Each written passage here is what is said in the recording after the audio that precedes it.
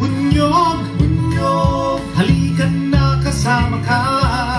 Bunyog, kapag buklod ay may pag-asa. Luzon, Visayas, Mindanao, isa ang pananaw.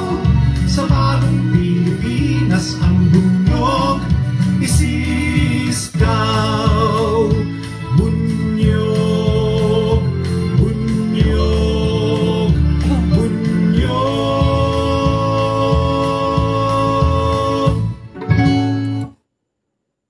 Yan, magandang araw mga kabunyog, mga kababayan. Kulex Soliman ang malupit sa katotohanan sa Bunyog Pagkakaisa public page, Bunyog Pagkakaisa YouTube channel at sa Enzo Recto page na papanood tayo. At habang iniintay natin ang iba pa nating mga friendship, no, ang ating mga kaibigan na talagang sinusubaybayan ng ating Kulex vlog, ang malupit sa katotohanan ay isa munang papoging pagbati ni Kulex sa inyo, no? Comment kayo dyan at babasahin natin ang inyong mga comment. Ang ganda po ng topic natin ngayon, no? Baboljakin lang natin ang mga pa-fake news. Naku, napakatandang fake news na po ito. Maganda pong pag-usapan natin ito. Itong kwentong barbero nila Enrile at Duterte tungkol dito sa di umano daw ay 16 na trip na biyahe ni dating Senador Antonio Trillanes sa China at ibinenta daw ang Scarborough, ang West Philippine Sea. Yun ang sabi ng mga DDS ng mga Dutards at kahit itong mga Pulangaw. So yan ang liliwanagin natin. Baboljakin lang natin yung fake news na yan. Yung pinakalat ni Enrile na Brady Notes. Nagsalita pa si Enrile dyan nun no? Ngayon, niliwanag po mismo yan ni dating Senador Antonio Trillanes na yan ay talagang sobrang fake news po yan. At kaya tayo naisip natin dahil umiinit po itong ito talagang issue ng China sa atin. So napag-isipan natin, napakagandang i-discuss nito kasi nilulutang na naman po ng mga Dutards, ng mga DDS. Palibasa, pinagtatakpan nila yung pagtatraidor ni Duterte sa Pilipinas, yung pagiging tuta sa China, ay pinalulutang po itong fake news na to, na binenta daw, isipin nyo itong nakakatawa binenta daw ni Pinoy at ni Trillanes yung West Philippine Sea sa China. Baligtad. Kaya yan ang pag-uusapan natin. Ano ang totoong kwento dun sa sinasabing 16 trips ni Trillanes sa China at yung Brady Notes. Ito po yung notes na sinasabi ni Enrile na binasa niya noon sa harap ng media at ng Senado. Na di umano ay binenta nga ni Trillanes. Nakakatawa po. So dahil marami pong nabibiktima ng fake news na ito, baboljakin natin dito itong kasinungalingan na ito. Itong kwentong barbero po ng Brady Notes at yung trips daw ni Trillanes sa China. Yung back channel negotiation na inutos sa kanya ni dating Pangulong Noynoy Aquino. Yung kanyang back channel mission sa China noon. Bunyog, bunyog, halika na kasama ka. Bunyog, bunyog, kapag buklod ay may Kaya tayo sa Kulex Vlog, isa na naman fake news ang ating baboljakin at ibabuster natin. No? Fake news buster tayo ngayon talaga. Isa na namang fake news at kwentong barbero ang tatahiin natin ang bibig ng mga marites. Alam niyo yon, tinatahi yung bibig ng mga marites. Para matigil na ang panloloko. At ang tanong nga natin sa ating title, sino ba talaga ang nagtraidor sa inang bayan? Sino ba talagang tuta ng China? Ang maganda po dito, ang mismong nagpaliwanag nito, si dating senador, si Professor Antonio Trillanes. Yan. Coming from the horse's mouth, sabi nga no? From the horse mouth mismo. Mismo sa bibig ng tao na. Ang mga paliwanag, at hindi lang po paliwanag, pagkaklaro, at may hamon dito kay Tandang Enrile, si Senator Antonio Trillanes, na hanggang ngayon hindi pa siya kumakasa. O yan ang pag-uusapan natin mga kabunyog, mga kababayan. Itong kwentong barbero na binenta di umano ni Trillanes at ni Pinoy ang West Philippine Sea sa pamamagitan ng 16 trips ni Trillanes sa China at yung Brady Notes, di ba? Bunyog, bunyog, halika na kasama ka. Bunyog. Alam nyo yung Brady Notes na kwento ni Enrile, parang kwentong Talyano Gold din no? Yung pulpul lang ang maniniwala. Pero alam nyo, kahit kwentong barberong Marites, maraming naniniwala At pinakakalat ito ng mga dutards, ng mga pulangaw. O kaya, babarahin natin ngayon, di ba? O, yan po. Kailangan intayin natin ng mga pulangaw at dutards ditong mag-comment para marinig nila. Kaya, para marinig po ng maraming mga Pilipino, habang kayo ay nakikinig ng Kulex Vlog, i-share po natin ito, no? Para magkaalaman na tayo. Magkaalaman na tayo. Dito, kasi yung paliwanag po ni Senator Antonio Trillanes, talagang napakahinahon. Napakahinahon po ni Senator Antonio Trillanes magpaliwanag idol natin to siyempre, siya professor sa UP yan di ba? Nung siya natapos na sa Senado, si Senator Antonio Trillanes nagtuturo sa UP. Tayo dito naman sa Kulex Vlog, boboljakin natin, ipagdidiinan natin ang mga katarantaduhang mga kwento. O, di ba? Hindi tayo mahinahon dito. Boljak, papahiyain natin. Pahihiyain namin kayo. Kayo mga nagpapakalat ng fake news. Isasampal natin sa mga pagmumuka na mga fake news purveyor, ang mga pinagsasabing mga Brady Notes ng napakasinungaling na si Enrile. Alam nyo naman si Enrile, nuno ng kasinungalingan yan kaya lang, maraming naloloko pa rin, di ba? At pinakakalat na naman to ng mga dutards kasi umiinit na naman tong issue ng China. Tong China bully na to na talagang napakawalang hiya din para pagtakpan po yung pagkatraidor ni Duterte, ito na yung pinakakalat na naman nila. Di ba? Good evening po, Kulex, sabi ni Alberto Rubiano, Kabunyog Alberto Rubiano, mga suki natin to, no? Bati-bati muna tayo bago natin boljakin, ha? Diyan lang po kayo at i-share natin yung ating vlog, no? Lawrence Matthew Mendoza Di Maano, si Haring Bukbukin ang nagtraidor at naghuda sa Pinas. Si Duterte yan, ano?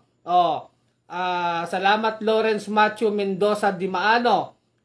Manito Porte, good eve Kabunyog, salamat po. Gloria La Torre, magandang gabi po Kabunyog, hello Ma'am Gloria La Torre. Aleja Bustamante, mabuhay mga Kabunyog. Ruben Delpin, good evening to all, salamat po. Yung mga watching, ito pa ha. Den Luis Buena, ewan ko sa'yo, sinoy-noy ang nagkaso sa Hague at pinanalo pabor sa Pilipinas, anong pinagsasabi? Binenta. Yun nga po ang ating talagang topic dyan, ano? Na sinasabi nga nila Enrile na mga dutards, binenta daw. Pero liliwanagin natin dito yung Brady Notes. Tsaka yung 16 na trip daw ni Enrile sa China. Yan. Marami kasing naloloko sa fake news Emmanuel Chan, good eve Kulex Kabunyog. Salamat Emmanuel Chan ha. Larry Susulin, good day sir. At habang tayo nanonood, i-share po natin itong ating vlog. Mahalaga kasing i-share natin. At sa mga nakakaluwag-luwag, ay pwede po kayo mag-click ng star sa baba. Click nyo lang yung star sa baba. Malaking tulong po yan sa Bunyog. Ursulo Balyes, maayong gabi Sir Kulex. Salamat Ursulo Balyes.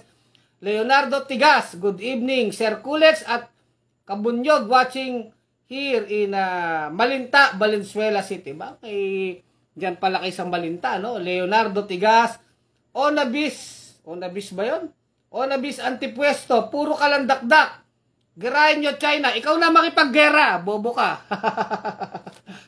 Wala kayong ibang solusyon kundi gera-gera. Yan ang pinasok sa mga tuktok nyo na mga YouTube vlogger nila Duterte Marcos. Puro kayo gera. Hindi naman kailangan ng gera. Ang kailangan matinong paghawak sa kaso ng China, sa pambubuli ng China. Anyway, hindi pa yan ang topic natin. Nagbabati pa lang tayo. Siningitan na tayo ng isang pulang auditards dun no? must expose. Ikaw ang fake news. Lumang balita na yan, bugok. Lumang balita ba? Hindi to luma. Lumang fake news nyo. Anong balita? Peking balita na hanggang ngayon ay kumakalat. Kaya once and for all, boboldyakin natin to. Ha? Boboldyakin natin to. Dang Catalan Leswigues. O, nanonood. Connie Atienza, good evening Sir Kulek. Salamat Ma'am Connie Atienza sa inyong preparasyon sa ating BOS sa Pampanga, no? Kasama sila Ma'am Wilma Suarez. Kinig lang kayo dyan, Ma'am Connie, no? Oh, Amanlito Azucenas, good evening bro. Soliman watching from Muntinlupa City. Okay na, simulan na natin ang pagboldyak sa sa fake news ni Enrile at ni Duterte. Saan nagsimula ang kwento? Ang sabi ng mga Dutartards, na mga fake news, na mga YouTube vlogger po, ang dami nagkalat sa mga vlogger nito. Sa YouTube lalo, sa Facebook. Binenta daw ni Noynoy at ni Trillanes ang West Philippine Sea. Sa mga inchik. Kasi daw, si Trillanes daw ay nagpunta sa China 16 times. Unang-una, mga Dutards, mga Pulangaw, sisimulan natin ang ang pagboldyak ko sa inyo. Para matuto kayo. Iba ang Spratlys, iba ang Scarborough. Oh. Iba ang Spratlys, iba ang Scarborough. Yung Spratlys Island, yun po yung banda sa Palawan yon. Yung Scarborough, banda po yan sa Zambales. Ngayon, ang back channel negotiation po na ginawa ni Antonio Trillanes ay tungkol lamang sa Scarborough Shore.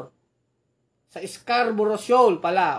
Tungkol lang sa Scarborough. Hindi kasama ang Spratlys, hindi kasama ang West Philippine Sea sa kabuuan. Okay, maliwanag yun mga Dutards. Kasi nalilito agad kayo eh.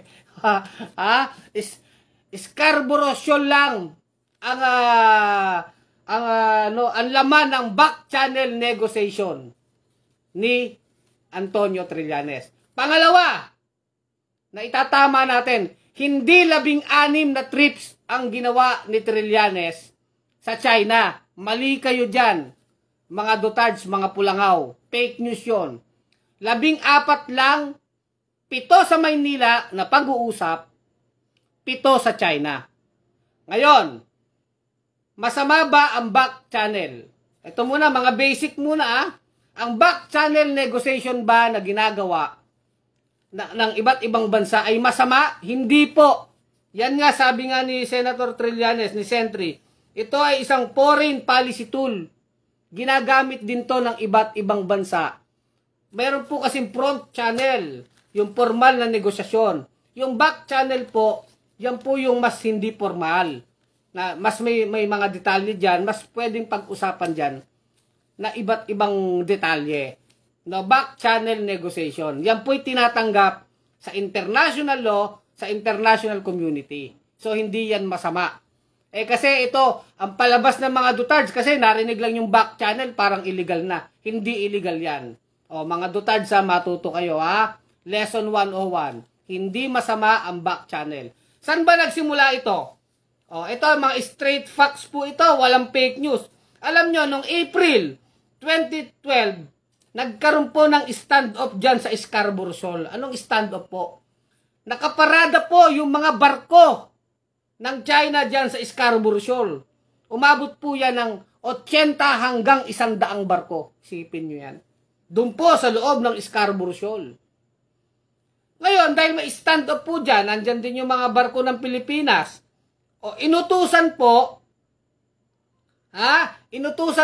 ni dating Pangulong Noynoy Aquino si Trillanes na magkaroon ng back channel negotiation. So, legal yon. Ibig sabihin, may authority si Trillanes na makipag-usap sa China. Back channel. Bukod pa sa ginagawang negotiation ng Department of Foreign Affairs nila dating DFA Secretary Albert Del Rosario. So, ibig sabihin, legal. Legal yung, di ba mga Pulangaw? Ngayon, ano ang na-achieve po dyan ni Trillanes? Ano ang misyon? De-escalate ang sitwasyon. Kumbaga, payapain ang sitwasyon. Kasi 80 to 100 po na barko ang nandun. O, di ba mga Pulangaw? Kasi kayo, mga Pulangaw, gusto nyo, mga Dutards, gera agad eh. O, hindi naman gera eh. Back channel negotiation muna. Tsaka, yung formal na negosasyon, di ba? O. Ngayon, anong nangyari? Isa-shortcut na natin, ha? So, de-escalate. Payapain yung sitwasyon. Kumbaga, mainit ang mga ulo, kalmahin. O, de-escalate the situation. O, ano pong pag-uusapan dito? Wala pong pinag-uusapang sovereignty dito. Ang sinasabi lang sa utos kay Trillanes, payapain mo yung sitwasyon. So, hindi pinag-uusapan yung issue ng sovereignty. Di ba? Hindi pa pinag-uusapan yon. Ngayon, ano pong na-achieve dun sa back channel na yon? Anong nagawa? Sa makatuwid po, dahil dun sa back channel na yon, pitong pag-uusap, meeting sa Maynila, 7 sa China. Oh. Hindi 16, tapos hindi lahat na parang sinasabing secret. Hindi naman secret itong back channel negotiation eh. Oh. Di ba Enrile? Oh, di ba mga Dutards, hindi ito secret. O ngayon, diyan sa 14 po na meeting na yan, napauwi po ni Trillanes yung 80 to 100 na Chinese ship. Yun ang matindi. Napauwi niya sa China. Ang natira na lang po doon, 3. O, factual po yan. Kinonfirm po yan ng Philippine Coast Guard. Kinonfirm po yan ng Armed Forces of the Philippines at ng Department of Foreign Affairs. So, yung 80 to 100 po na barko dyan sa Scarborough, umalis na po yun. Ang natira, 3 Chinese ship na lang at sa labas pa ng Scarborough. Sa labas po ng Scarborough. So, tagumpay na si Trillanes doon. Then, nag-report siya kay Pinoy. Nakuha niya yung kanyang mission. Yung purpose ng kanyang mission ay tagumpay. O, hindi gera mga Pulangaw, hindi walang sinabing gera, hindi naman nagmura, o, di ba? Back channel negotiation. Yan ang sinasabi natin eh. Pag matino ang namamahala, matino ang resulta. Kung paano niya yung ginawa, hindi natin alam. Pero, walang sinabi dong sovereignty, walang binenta. Unang-una, sabi ni Trillanes, at ito naman logic eh, paano mo ibebenta kung senador ka ng Pilipinas? Hindi naman hawak ng senador ng Pilipinas ang titulo ng soberanya ng Pilipinas. Di ba mga Dutards? Kung nag-aral lang kayo ng Constitution, basic naman yan eh. Kahit nga ang presidente, kahit congressman, kahit senador, hindi ka pwedeng magbenta ng Pilipinas kahit anong teritoryo. Unang-una, hindi mo naman pag-aari yan. O, di ba? O, binenta daw kasi eh. O, di ba? So, dun agad, palpak na kayo. O, pangalawa, so, tagumpay si Trillanes. Sabi nga ni Trillanes, ito ang aking talagang crowning glory na talagang proud siya sa kanyang achievement. So, umatras na yung mga Chinese. Ngayon, yung 3 natitira pa na ayaw umalis. Nung ayaw umalis, ang ginawa ni Pinoy, hindi naman nagmura-mura. Hindi rin naman nagpunta ng China, nagpakatuta at nangutang sa China. Ano ang ginawa ng Pinoy administration? Nung nagmamatigas pa yung 3 barko ng China na ayaw umalis sa Scarborough. O, alam na ng lahat, alam ng buong mundo, mga Dutards na lang ang di nakakaalam, nag-file ang Aquino administration ng kaso sa Dahag, sa Permanent Court of Arbitration, di ba? O, sa Permanent Court of Arbitration, gamit po ang UNCLOS. Yung UNCLOS, yan po yung kasunduan ng mga bansa, nakapirma po ang Pilipinas, nakapirma ang China. Dinaan po sa legal ng Pinoy administration. So, matigas ulo nyo, o yun na, nagsampa na tayo ng kaso sa Permanent Court of Arbitration. At noong 2016, naipanalo ng Pinoy administration ang kaso. Naipanalo. O, paano yung sabing binenta? Una, walang kapangyarihan magbenta ang senador. Pangalawa, mga Dutards, paano mo sinabing nagbenta? Kinasuhan mo nga, di ba? Kinasuhan mo nga eh. Yung nagkakamkam eh, at doon na pinag-usapan yung sovereignty, yung exclusive economic zone, yung 9 dust line ng China, doon na pinag-usapan yun sa kaso. Ngayon, hindi naman yan na-recognize ng China. O, problema nila yon. Basta ang Pinoy administration, may kasunduan tayo, ayaw mong sumunod China, ihahabla kita.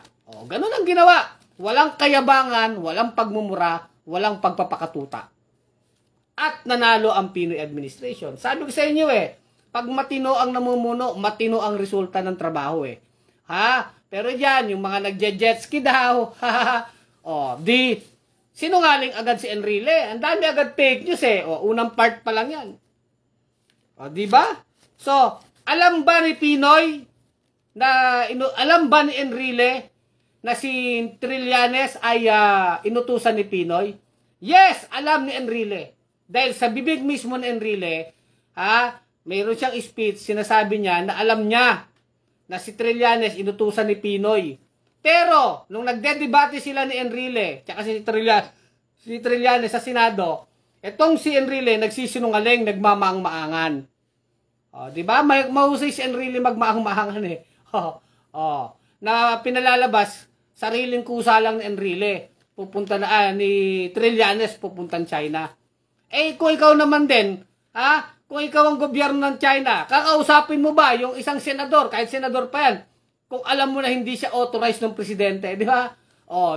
Dun pa lang At nagmamaang-maangan si Enrile, kahit alam niyang inutusan talaga ni Pinoy si Trillanes. So, ilang pagsisinungaling na agad ang ginawa ni Enrile. Madami na, no? Madami ka ng pagsisinungaling. Hindi pa tapos ang kwentong barbero ni Enrile. Alam niyo naman si Enrile, sanay na sanay magsinungaling yan at gumawa ng kwento, di ba? Yan po yung nangyari dyan. Susunod na, may second part tayo, yung Brady Notes naman. Yun naman daw notes ni Ambassador Brady ng China. Yan din yung pinagputak ni Enrile. Yan yung second part ng ating vlog, no? Bunyog, bunyog, halikan na kasama ka. Bunyog, bunyog, kapag buklod ay may pag-asa. Luzon, Visayas, Mindanao, isang pananaw. Sa bagong Pilipinas ang bunyog isisigaw. Bunyog, bunyog. Ngayon, so tagumpay si Trillanes sa kanyang misyon. May authority siya ni Pinoy. Napa-atras niya yung China. Napa-atras niya yung mga barko ng China sa Scarborough Shoal. Hindi sa Spratlys, sa Scarborough Shoal lang. At yung tatlong remaining na barko na ayaw umalis, nag-file ang Pinoy administration ng kaso. Di ba? Ang liwanag lang nung kwento. Binenta ba? Hindi binenta. Wala sa kapangyarihan ni Trillanes magbenta. Wala naman sa kanya ang titulo ng Pilipinas Di ba naman mga dutards? Magbebenta ka ba? Kung wala sa iyo ang titulo at di naman ikaw ang may-ari. Yun naman China. Papaniwalaan niya ba? At kung hindi daw yan literal, sabi ni Antonio Trillanes, ni Senator Trillanes, kung sinasabing hindi literal na binenta at sinasabi talagang pinagkaluno ang ating interest, paano pinagkaluno ang interest? Napa-atras nga ni Trillanes yung mga barko napa-atras po. 3 na nga lang natira Isipin mo. Mula 80 to 100 na barko, umatras na, umuwi na ng China. At pagkatapos no, nag-file na nga ang Pinoy administration ng kaso kinasuhan. Di ba? Ngayon, sino ang traidor? Yung panahon ni Duterte, ang nagsabi po, alam nyo kung sino ang traidor? Nung panahon na ni Duterte, sinabi mismo ni Duterte sa China na hindi niya daw itutulak ang panalo ng Pilipinas sa UNCLOS. Ibig sabihin, sinasabi ni Duterte sa China, hindi niya itutulak, hindi niya ipupush ang panalo natin. So, sino ngayon ang traidor? Yan po, recorded. Mga dutards, mga pulangaw. Yan ay recorded na media sinabi ni Duterte at inamin ni Duterte. Yan ang kanyang sinabi kay Xi Jinping. At in fact, ang sabi ni Duterte, yun daw panalo ng Pilipinas sa UNCLOS ay piece of paper lang na pwede daw ibasura. Sa usapang bugoy, ganun pang salita ni Duterte no? Sa usapang bugoy, ito daw ay piece of paper, isang piraso daw ng papel na pwedeng ibasura. Isipin mo, sino ngayon nag-traidor, di ba? Yan ngayon, yung pangalawang issue ni Enrile, yung Brady Notes na meron speech Enrile, nakausap daw si Ambassador Brady. Ibinigay daw yung Brady notes kung saan doon daw nag-uusap daw si Ambassador Brady, si Trillanes, kaharap daw yung Chinese, isang Chinese doon, official. Ha? Ngayon, ang sabi daw doon sa Brady notes na yon, binenta daw ni Trillanes yung Scarborough. Ganun po yung pinalalabas ni Enrile ayon dun sa hawak niyang Brady notes. Ngayon, hinahamon siya ni Enrile, ni Trillanes. Nalilito tuloy ako eh. Ikaw, Enrile, ilabas mo yung Brady notes. Ipa-verify mo sa DFA kung totoo yan. Oh, wala pong inilalabas hanggang ngayon. Walang inilalabas si Enrile. Yan ang hamon sa'yo. Mahilig kasing mameki yan si Enrile eh. Sinungaling talaga eh. Oh. At yan, yung Brady notes na yan, maraming napaniwala dyan. Kasi mga YouTube vlogger dyan, ha? Akala mo pag nagkukwento, akala mo totoong-totoo. Parang Talyano Gold. Oh. Parang kwentong Talyano Gold din yung Brady notes na yan. Eh magaling si Enrile sa pag-imbento ng kwento, di ba? Di ba? Kaya na-declare ang martial law ni Marcos Sr. Nag-imbento si Enrile ng ambush me. Kunwari, ambush, di ba? Oh. Oh, pakana pala ni Enrile yun, hindi yun totoo. Kaya wala pang fake news sa Pilipinas, nagpe-fake news na si Enrile eh. Kumbaga siya ang unang fake news eh. Magaling to eh. Wala pang vlogger, vlogger na si Enrile ng fake news noon, di ba? Kunwari inambush siya, hindi naman totoo. O kahit yung kwento niya sa EDSA, nung bumabalimbing siya kay Marcos, pinupuri niya si Cory, sinasabi niya si Marcos, ganito na, masama. Nung panahon na ni Marcos, iba ng kwento niya, binago niya yung kwento niya. Samantalang yung kwento niya, recorded ng mga media noong araw. Napaka talaga. Bumalimbing yan si Enrile, di ba? Ganito din ang ginagawa niya sa Brady Notes, na hanggang ngayon hindi niya maipakita yung totoong kopya. Bakit ayaw mo ipakita, Enrile? Hindi daw yun Brady Notes, sabi ni Senator Trillanes. Enrile Notes lang daw yun.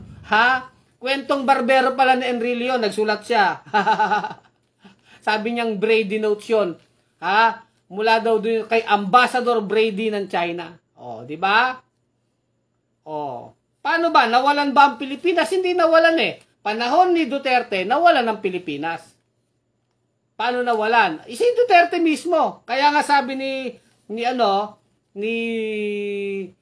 Senator Trillanes, ano bang pumipigil kay Duterte noon? Para yung mga mangisda natin, makapangisda dyan sa Spratly, sa Scarborough Shoal, na escortan ng mga Navy, kagaya ginagawa ng mga Indonesia, ng Vietnam, di ba? Talagang ini-escortan yung kanilang mga mangingisda ng Philippine Navy, ng Philippine Coast Guard. Ano pumipigil kay Duterte? Wala. Pero bakit ayaw niya? Di ba? Nung natatandaan niyo yung Jember, yung mga mangingisda na Sambales noon, na muntik ng patay ng mga China, sabi ni Duterte, ganun talaga ang buhay eh. It is what it is. Ganun po ka tuta si Duterte. Pinapatay na yung kanyang kababayan ay ano pa. Ganun lang yung pagkakasabi niya. Di ba? Ganun talaga eh. Bakit pa kasi kayo nangisda doon? Sinisi pa yung mangingisda. Di ba? Back to Brady Notes ni Enrile. Ang sabi ni Enrile, nandun daw yung isang Chinese official. Wala naman pala dun eh. Ang kausap lang po ni Trillanes doon ay si Ambassador Brady, tsaka isang staff ni Ambassador, at yung isang staff ni Senator Enrile. Ano yung, at ang matindi rito, bakit ayaw ilabas ni Enrile yung binabasa niyang Brady Notes kung totoo yun? Ipa-verify mo sa DFA. Di ba walang ginawa si Enrile na ganon. Kaya nga, ang nakakatawa dito, nung panahon ni Duterte, yung sarili nilang fake news, pinaniwalaan nila. Kasi umaabot sa punto na yung napakasinungaling na tao, naniniwala na sa sariling kasinungalingan. Ganun po ang nangyari. Paano po nangyari? Pinailan po si Senator Antonio Trillanes po ng treason sa ombudsman. Nakakatawa nga ito no? Pinailan po ng kaso si Senator Trillanes. Base po doon sa statement ni Enrile, yung Brady Notes. Alam niyo ginawa ng ombudsman? Siguro, naano rin yung ombudsman Ang basehan lang ay yung Brady notes ni Enrile, wala namang ebidensya. Dinismiss po yung kaso. Dismiss po yung kaso ni Trillanes. Pinahilan pa si Trillanes ng treason. Sabi po nung ombudsman, wala namang probable cause. Paano ba naman? Ang ebidensya lang na binigay, yung Brady notes ni Enrile, na hindi naman pala Brady notes, kundi Enrile Kwentong Barbero notes. O, di ba? Mga kabunyog, mga kababayan. Bunyog, bunyog, halikan na kasama ka. Bunyog, bunyog, kapag buklod ay may... So, ang nangyari po doon, dismiss yung kaso ni Senator Trillanes sa ombudsman. Talagang sila pa nag-file ng kaso, ha? Kung sino yung tuta ng China, siya po nag-file ng kaso kay Senator Trillanes. Pero eventually po na-dismiss yun. Oh, 'di ba? Oh. Kaya nga natatawa tayo dito eh. Oh. Biro mo, walang probable cause. Oh. Brady notes May 17, 2021. Oh.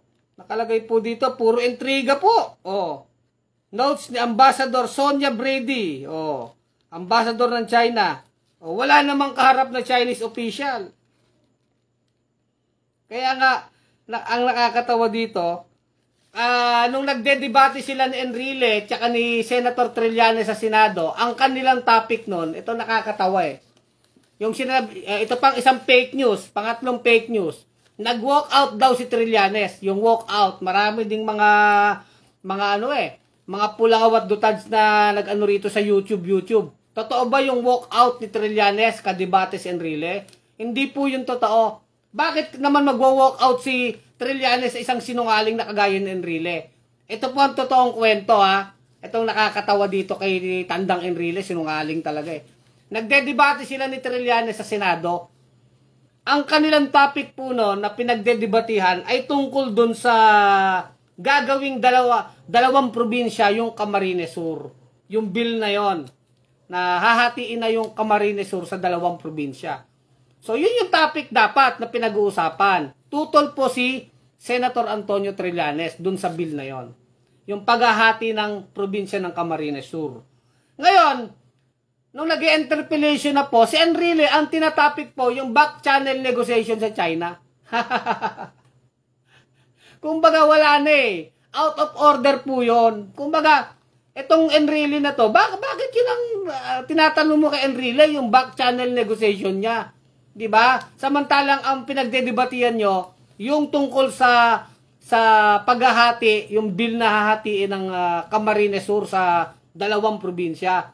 Yun yung topic eh. Ang layo naman na ang sasabihin mo back channel negotiation sa Scarborough noon. Diba? Parang, kaya ang nangyari doon, hindi na natiis ni Trillanes, very ano na yun eh, maling-mali na po yun sa parliamentary procedure. Siyempre, kung ano yung topic, yun ay tanong mo. Pagka puro ka tanong ng tanong na wala naman sa topic, sabi ni Trillanes, tigilan na natin to. Tinerminate na po yung usapan. Hindi nag-walk out. Ha? Kaya lang, pinalalabas nila, si Senator Trillanes daw, si Sentry, nag-walk out daw. 10 minutes na silang nagdedebate. At makulit talaga tong si Tandang Enrile, di ba? Naalala nyo yung pagtatalo ni Alan Cayetano, tsaka ni Enrile nung sa Senado, pati yung bahay nila Alan Peter, pati yung kahoy, di ba? sinumbat ni Tandang Enrile. O yung, wala, sabi ni Cayetano nun, wala naman kami utang na loob sa inyo ah. Naglingkod naman yung tatay ko sa'yo, sa law office mo, sabi ni Cayetano.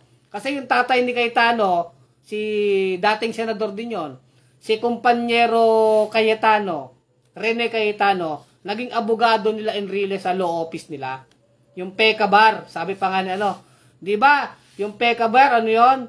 Picasso, basta, tapos pinalitan nyo lang yung letter E, and eventually ginawa nyo ng Enrile, di ba? Parang palabas lang naman yon, sabi ni Alan, di ba? Kakatawa yun eh. Tapos sabi ni wala kami utang na loob sa'yo, Enrile. Nagtrabaho tatay ko sa'yo, sabi ni Alan Caldero.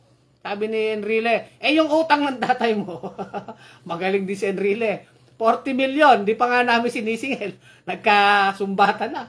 Kasi ninong ni Cayetano si Enrile. Sabi, ano utang? Wala utang ang tatay ko sa'yo.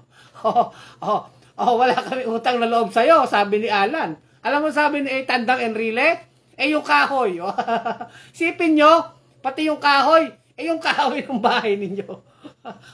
Sabi ni Cayetano, anong kahoy? Syempre, di ba? Sangkot na mga kumpanya ni Enrile sa illegal logging di ba? Nung panahon ni Marcos kaya siguro maraming kahoy si Enrile. Kinalbo yung bundok sa Cagayan, sa Sierra Madre. Diyan sa Samar, marami po yan logging concession nung panahon ni Marcos. Di ba? Nakinabang yan si Enrile talaga.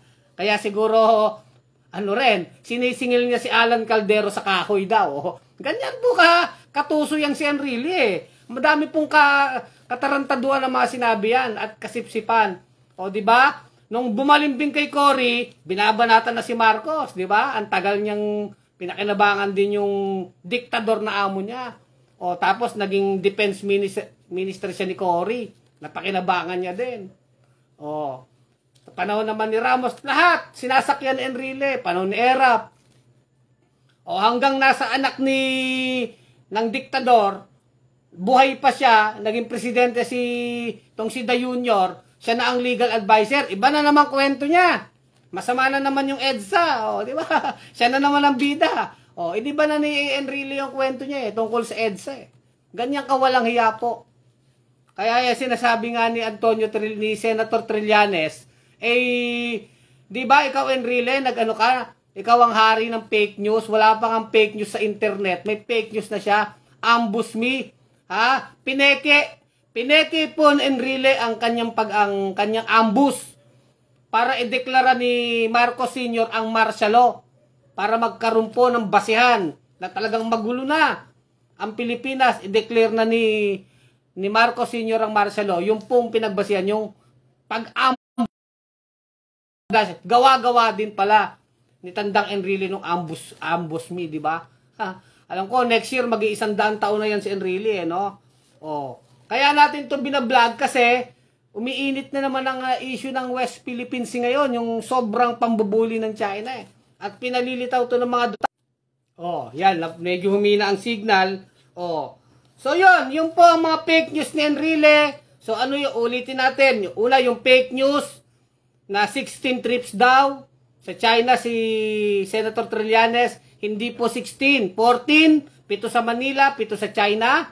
Hindi po yung secret kasi may authority po yon na binigay ni dating Pangulong Noynoy Aquino kay Senator Antonio Trillanes. So hindi yung secret, hindi rin yung 16 trips sa China, 14 lang yon, di ba? Ano pong pangatlong fake news po? Yung Brady Notes. So hindi po totoo yung Brady Notes ni Enrile. Enrile kwentong barbero notes po yon na hanggang ngayon hindi niya binibigay yung kopya. Hindi, hinahamon nga siya ni Senator Trillanes. Ilabas mo na yung kopya niyan Parang alam nyo, naalala nyo yung nag-invento rin si Duterte ng bank account. Hinamon si Trillanes na may bank account daw sa Swiss, Singapore ba yun? Pinuntahan ngayon ni Trillanes yung bangko. At kasama yung mga media na pinakita po ng bangko, nag-certify, wala siyang bank account doon. Kaya napahiya po si Erwin Tulfo kay Duterte nung ini-interview si Duterte live. Sabi ni Duterte, that is just product of my mind. Kumbaga, inimbento ko lang yun. Talagang yung mukha ni Erwin Tulfo bakit yun po yung ginawa? Di ba? Kasi nungalingan ni Duterte, Enrile din ganun po ang style nila Uulitin ng kasinungalingan hanggang sa akala ng tao, totoo na. Ganyan po, di ba yung advisor ni Hitler? Sino ba yung propagandista ni Hitler? Sino bang nakakilala sa inyo? Nakalimutan ko na yung pangalan di ba ang sabi ng advisor ni Hitler sa propaganda? Ulitin mo lang magsinungaling. Magsinungaling ka. Hanggang tatanggapin na ng tao na totoo yan. Ganyan ang ginagawa nila Enrile, nila Duterte. Kahit nga sila Duterte, napaniwala na sa kanilang sariling kasinungalingan at fake news. Kinasuhan pati si Trillanes sa ombudsman. Yun ang talaga nakakatawa, Sa sobrang pagsisinungaling nila, akala nila yung sinasabi nila totoo na. Biktima ng sariling kwentong barbero, di ba? Ano pa ba? Yung Brady Notes, kasinungalingan, yung 16 trip ni ni Trillanes, kasinungalingan, fake news. Ano pa ba mga kasinungalingan mo, Enrile? Yung binenta yung Scarborough, binenta Spratlys, kasinungalingan. Kasi kinasuhan nga ng Pinoy administration eh. Kinasuhan nga yung nangangamkam ng teritoryo. Paano binenta, di ba? Nanalo nga. Sinong nagbenta? Si Duterte. Kasi sabi niya, hindi niya ipapatupad yung panalo ng Pilipinas. Recorded yon. Doon siya nangungutang sa China. Doon siya bumili ng vaccine. Pinapasok niya ang mga pogos, galing China. Ang mga infrastructure project, China. Pati telecommunication natin, nakapasok.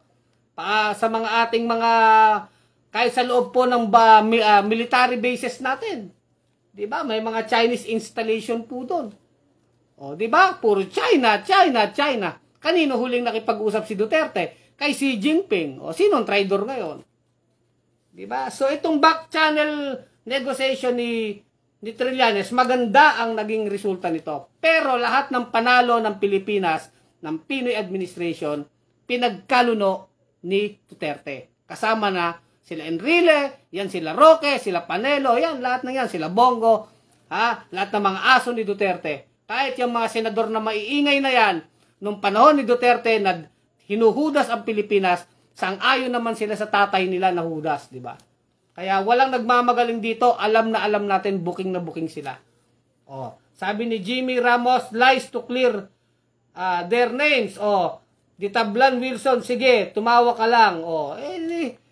Tayo naman ay tumatawa ba ako ng ano? Tumatawa ako kasi sinasabi natin dito kung anong totoo. Dahil sa napakaraming mga fake news na pinakalat ng mga dutards, ng mga vlogger ni Duterte sa social media. So yung Brady Notes na yan, kasinungalingan yan, hindi yan Brady Notes. And really, kwentong Barbarian Notes lang yan. Yung 16th trip ni Trillanes na binenta ang Scarborough, fake news yun. Di ba nililiwanag na natin? Ang dami mga fake news ha. So ngayon, pag nakita nyo yan sa YouTube, sabi niya, fake news na yan, really yan. Hanggang ngayon, hindi niya mailabas yan eh. Ang habol lang talaga nila, paniwalain yung mga tao. Di ba? Di ba? Tanda-tanda na talagang nunupa ng kasinungalingan tong si Enrile. Di ba? Talagang ano po yan. Tayo dito sa Bunyog, bulgar kung bulgar, dito sa Kulex Vlog. Di ba? Sige. Sabi naman dito ni Kimpot Andaya, tanda, tanggapin mo na tayo'y talunan. Dami mo alam. Anong pinagsasabi mong talunan? Ikaw lang ang talunan. Ang nanaig ay kasinungalingan. Natalo ang katotohanan. Kung nagsasaya ka dyan, bahala ka sa buhay mong pulangaw ka. Cycly, good evening po, Sir Kulex. Kahit anong gawin nyo dito, hindi nyo mapipigil ang Bunyog na magbulgar ng katotohanan. Boboljakin namin lahat ng fake news na pinakakalat nyo. Haharangin kayo ng Bunyog. Mga YouTube nyo na mga vlogger nyo, mga sinungaling. Pinagluloko ang mga tao. Ngayon, may Bunyog na dito, may Kulex Vlog, may Enzo Recto. Lalaban kami para sa katotohanan. Para maraming mga tao magising. Kaya kayo mga kababayan, pag nakita nyo yung mga vlogger, yung mga Brady Notes na yan, yung trip down ni Trillanes, lahat yan fake news yan. Pinaliwanag na natin dito, lahat yan fake news yan. Diba? Milagros Gonzaga, pakialamero, pabayaan mo sila. Sino ba yung pakialamero? Diba? Roda po yan sa Abedra, talagang ganid si Enrile, no? May mga illegal laging yan sa Cagayan. Opo, tama ka dyan, Kabunyog Roda. Sa Abedra, no? Binabasa pa natin. At sa mga nanonood po, mag-share po tayo ng stars, yung mga nakakaluwag-luwag, at i-share po natin itong ating vlog. Bunyog, bunyog, halika na kasama ka. Bunyog, bunyog, so nanonood, Lina Austria, salamat po. Di ba? Ang ganda ng ating vlog eh. Marami kasing nagpakalat itong Brady Notes na to ng mga fake news itong trip ni Trillanes sa China. Kaya ngayon talagang binabanata natin kasi napapanahon talaga, no? Napapanahon. Wala silang magiging lusot. Jeremy Aranda, Antonio Nobal, sana true ambush na lang. Hindi nga po true ambush yun eh. Peking ambush po yun, Enrile. Yung mga millennials na hindi nakakaalam ng history ha. Totoo yan, i-google nyo lang. Pineke po ni Enrile yung ambush niya para i-declare ang martial law. Katotohanan yan. Oh, kahit anong gawin nyo. Mamemeki iyang si Marcos Senior at yang si Enrile para i-declare ang martial law. Oh, kahit anong gawin nyo, kahit baguhin nyo, baluktutin nyo ang katotohanan, ang kasaysayan. Yan ang totoo. Oh, binubulgar na natin ngayon yan. Ha? Madami naman ang nakakaalam yan eh. Mga dutards at mga pulangaw na lang ang hindi. O, Jay Bilano, Laban, Sentry, yes. Suportado natin si Senator Antonio Trillanes eh, di ba? O, Maria Veronica Arcilla, sila ang nagbenta sa inchik ng dagat natin. O, salamat po ah. Jose Yape Balyada Jr., gago ka, bunganga mo, baho. Ikaw ang mabaho. Mabaho ang tuktok mo, ha? Ha? Wala akong sinasabing kasinungalingan dito. Hindi lang kasi kayo sanay sa mga vlogger na namboboljak. Eh ako, diretso kung diretso. O diba? Danilo Salas, good evening Sir Kulex, God bless and keep safe always. Eh tayo, hindi kasi sila sanay sa mga vlogger na namboboljak eh. Eh tayo, diretsuan eh. Ha? O, Toto RMS, si Pinoy lang ang may B. O. So, Pedro Saranza, Lumakang, wag mo lang ipagtanggol si Trililing at kasi pa si Munisip. Anong Trililing? Anong Trililing? Ikaw ang may tililing, ha? Hindi kayo marunong tumanggap ng katotohanan, ha? Ang tatay digong mo ang may Trililing, ha? Anong Trililing? Sabi mo, ikaw din may tililing ka na din. Traidor ka, kampi ka sa mga inchik, di ba? Sa mga bullying China, ha? Mga Pilipinong may tililing na traidor, di ba? Oh. Didiretsuhin ko kayo dito, hindi pwede makapabastos-bastos nyo na yan, ha? Binoljak na nga ang kasinungalingan nyo eh. Nabulgar na nga kayo, kakapal ng mga mukha nyo. Kapal ng mga mukha ng mga pulangaw na to eh, no? Mga dutards na to eh. Ha? Binoljak na nga ang kasinungalingan nyo, mihirit pa kayo. O, di ba? O, wala kayong magagawa eh. Totoo sinasabi natin eh, o, di ba? O, Bebong Pas, aso ka rin. Ikaw ang aso ni Duterte. Trililing kayo, kahit anong trililing nyo. Kayo ang may tililing. Layo nyo naman kay Trillanes. Ha, yung tao na yon, ha, nag-aral sa PMA yun, Navy yun. Navy. Nagpatrol yun sa Scarborough. Humuhuli ng mga Chinese yun. Eh yung Duterte nyo, ano bang ano nun? Puro kayabangan. Sabi, magtatanim daw ng plug sa West Philippine Sea. Sa, ano ba yun, sa Spratlys, ginawa ba yung jet ski? Kumpara nyo kay Trillanes na nagpatrol dyan, Navy yan eh. PMA yan eh. Oh, kumpara nyo kay Robin Padilla na puro kaingotan at kayabangan. Puro daldal ng daldal, di ba? Kukumpara nyo si Trillanes, di ba? Si Trillanes, totoong sundalo yun. Totoong sundalo. Eh, si Duterte, sundalo ba yan? Sundalo ng China. Oh, di ba? Tumigil kayo. Sampalin natin to ng katotohanan eh.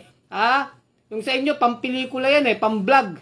Sila Trillanes, totoo. Na pina-atras niya yung China. Yung mga barko ng China, totoo yun. Totoong nagpatrol siya doon. Totoong nanghuli siya ng Chinese doon. Nang-aresto sila ng mga Chinese doon nung active pa siya sa Navy.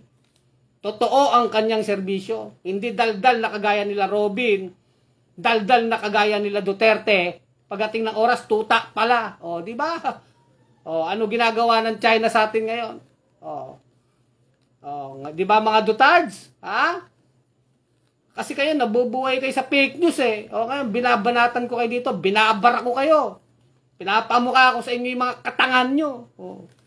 Ang layo nyo naman kay Senator Trillanes. Yun totoo, totoong sundalo yun. Hindi lang daldal yun. Di ba? At siya, ginawa niya yun. May accomplishment siya. O, di ba? Yung mga idol nyo, mga tuta. O, tuta ng China. O, di ba? O, Alejandro Jimenez. Labarias, totoo. Naihisa sa lawal. Wala, anong naihisa sa lawal? Baka si Bato yung naihisa sa lawal, di ba? O, di ba? Tama, the best talaga si Idol, sabi ni Rock and Roll Ricketts. O, di ba? Eh, kayo tayo, sa totoo lang naman tayo eh. Di ba? Hindi kasi kayo sanay na naboboldya kayo. O, akala nyo, mabait ako. Hindi ako mabait na vlogger. Binoboldya ko ang mga tatanga-tanga. Di ba? O, di ba? Corazon Aisma, good evening, sir. Tama po kayo. Di ba? Maganda na yung nagkakaliwanagan tayo dito. Bunyog, bunyog, halika na kasama ka. Bunyog, bunyog. So hanggang dito na lang ang ating vlog. Bobby Villaruel, Bot-Boton, yung si Digong. Salamat po sa mga nakinig ha. Ang daming viewers natin. Arlene Merida. Sa totoo lang tayo, sir. Yes, kabunyog Arlene Merida. Sa totoo lang naman si Kulex eh.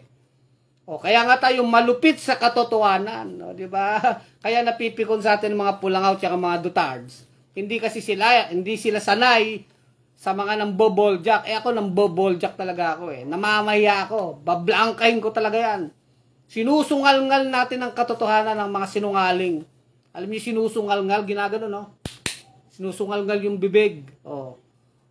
Para hindi na makapagsalita ng kasinungalingan at fake news. Yang si Enrile, dapat yan magdasal na at magsisi sa kanyang mga kasinungalingan. Mamamatay na lang sinungaling pa, nagpapakalat pang fake news. Di ba? Sila Duterte. Sila naman talaga ang tuta eh. Tanggapin nyo na mga Dutards. Yung idol, yung Tatay Digong nyo, traidor, tuta ng China. Tanggapin nyo na yan. Dahil panalo na tayo sa kaso, hindi talaga pinus ni Duterte at sabi naman niya yun. Di ba? Tanggapin nyo na yun. At sumama na kayo sa pagiging traidor kung gusto nyo. Mga hudas, di ba? Tanggapin nyo na ang katotohanan. Wala na kayong magagawa. At nandyan na ang China, di ba? Binubuli na tayo ng todo-todo, di ba? Mamimili na lang kayo kung kanino kayo kakampi. Sa inang bayan o sa mga Chinese na bully. Di ba mga Duterte, sinong pipiliin nyo? Pinipili nyo sila Duterte na traidor eh. Di traidor din kayo. Wala kayong lusot. Di ba? Milagros Gonzaga, salamat. Di ba? Kahit anong gawin nyo na palusot, walang lusot kasi pag totoo, wala kayong lusot sa katotohanan. Ang katotohanan ay katotohanan. Sungal-ngal ang mga bibig nyo dyan. Di ba? Hanggang dito na lang ang ating vlogs. Muli ito si Kulex Soliman, ang malupit sa katotohanan sa Bunyog Pagkakaisa public page. Mga kabunyog, mga kababayan, tuloy ang laban. Bunyog, bunyog, halika na kasama ka. Bunyog, bunyog, kapag buklod ay may pag-asa. Luzon, Visayas, Mindanao, isang pananaw sa bagong Pilipinas. Ang bunyog isisigaw. Bunyog. Habol ko lang, Noli Rodriguez, nakikinig, salamat. Kasamang Noli Rodriguez, Pulangaw kasi lunod sa kasinungalingan, busog sa kamangmangan. Tito Kirimit, mas marami kang kakampi, Sir Kulex, salamat. Hinabol ko lang, Ramon Patrick Salud, Pedro Saranza Lumakang, ikaw ang nauuto ng grupo ni Marcos Kawatan Jr. at Sara Sindikato Parmali Duterte, isa kang tatangatangang Pilipino bobo, sabi ni Ramon Patrick Salud dun sa isang Pulangaw, no? Salud Tihano, yan, mga pahabol na mga pagbati. Salamat mga kabunyog, mga kababayan. Tuloy ang laban.